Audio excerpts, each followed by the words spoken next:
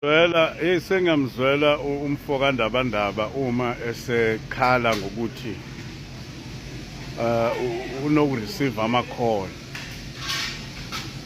I-call ayireceivayo imtshela exact where he is, and bathi abantu leyo call imtshela ukuthi ngelishone la namhlanje uphila. Ngiyamzwela umfowethu ngoba ngokwakhe ubethu uphakamela ukulwelizwe, and of course-ke ukulwelizwe kuhamba nama-challenges akhona. It's either bayakubulala or uyaboshwa or you attain your freedom, kwasho uMalenga. Zilezo zinto nje ofanele uqiniseke ngazo ukuthi lezo zinto lezo zizinto ozoyizuza uma uthathe i-decision yokuba yi-patriot uthi ulwelizwe.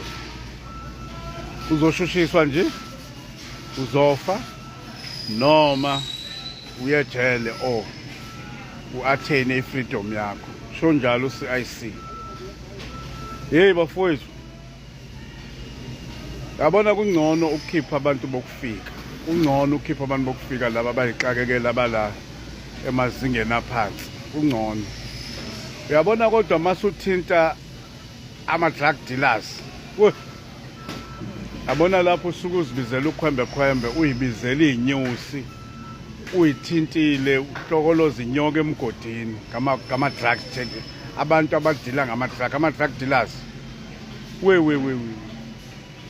Hayi bafowethu, akudlalwa laphana, abadlali laba bantu laba futhi abanendaba nawe, abanendaba. Once wabathinta fanele usazi isitori sakho, fanele usazi isitori sakho uma udila nabantu abadila nama-drugs. Fanele usazi ngoba abadlali laba bantu futhi banonya laba bantu futhi bayakunothisa, bakunikeze nje wake up call, bathi wendoda ingathi udlalela emlilweni. Ungabathinta laba base point kephi ley'ndawo lezi abadayisela amaphasi, kodwa kunabanikazi bama-drugs futhi abadlali bakwazi imove yakho ukuthi uyakiphi, uhamba kiphi, ngasikhathi sini, ingane yakho ifundaphi, kwenzakalani ngawe, unkosikazi wakho wenzani nini, ngasikhathi sini. Belobo nje bethi wendoda udlalela emlilweni hoxa. And bazokusiphula ngempela. Laba bantu bahlala ey'ndaweni ezifana nabomhlanga, Bhalito, iphibiphi ley'ndawo lezi. Laba bantu laba ungabathinti laba bantu, bayingozi and bakusiphula ngempela abadlali.